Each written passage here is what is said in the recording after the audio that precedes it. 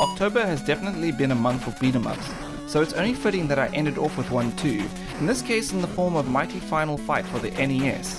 So in case you didn't know, Final Fight is one of those old granddaddy beat 'em ups that started life off in the arcade, then was ported to the Super Nintendo home console, with a further 2 sequels. The arcade version of the original Final Fight was superior to the SNES port in many ways, so the creation of this NES version was quite bizarre to say the least. For starters, unlike the arcade version but unlike the SNES port, Mighty Final Fight is solely a single player beat 'em up and removes itself entirely from either versions visually, as it is represented in a comical, super deformed graphical style for absolutely no apparent reason that I can see, as games like Double Dragon prove that the NES is more than capable of handling the traditional beat 'em up fare.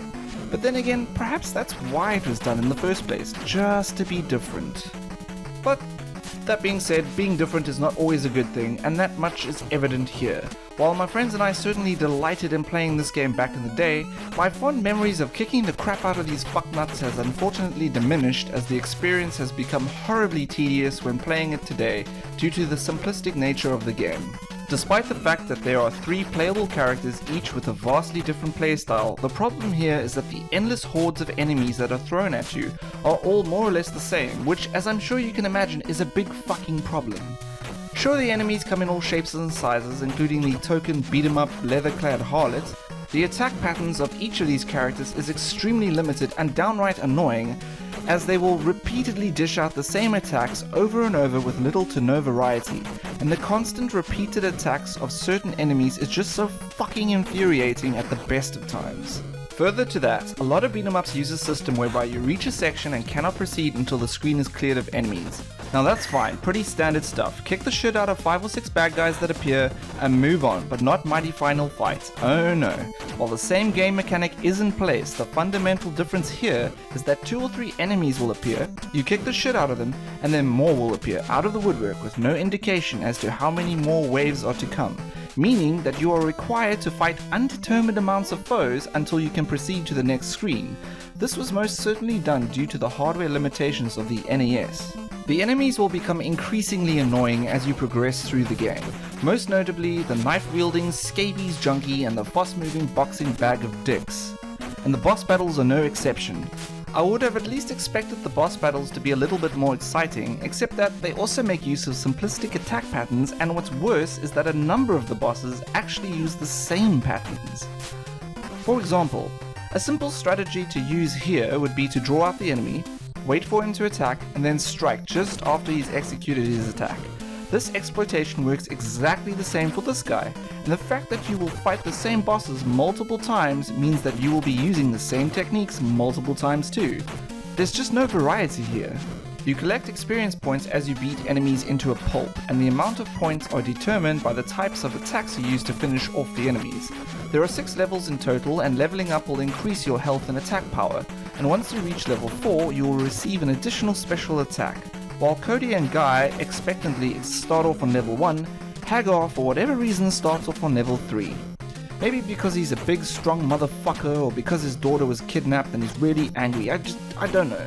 The usual types of power-ups such as food items and extra lives are present here, as well as weapon pickups. But the difference here is that weapons are determined based on your character, so a Haggar gets a stupid mallet like something out of a Looney Tunes cartoon. Guy gets a set of ninja stars and Cody gets a knife. The items are unfortunately as one-dimensional as this game, and nothing really to write home about.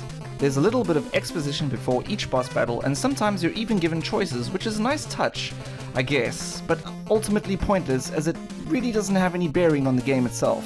Circling back to Haggar and his daughter, Mighty Final Fight's premise is a comical retelling of the original story where Mayor Haggar's daughter Jessica is kidnapped by the Mad Gear Gang, so he and his 2 friends Cody and Guy set out to rescue her before arch-villain Belger, or Belger, who the fuck knows, who is besotted with the girl, can force her into marrying him.